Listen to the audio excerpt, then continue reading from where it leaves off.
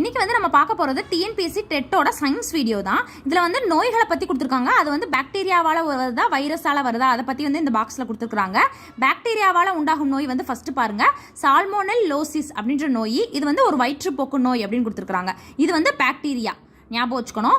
அடுத்து வந்து வைரஸால் உண்டாகிற நோய் பாருங்க, ராணிக்கெட் நோய் அப்படின்ற நோய். இது வந்து ஒரு அம்மை நோய். இது வந்து வைரஸால உருவாகுது. அம்மை நோய் எல்லாமே எதால உருவாகும்? வைரஸால வந்து உருவாகும்.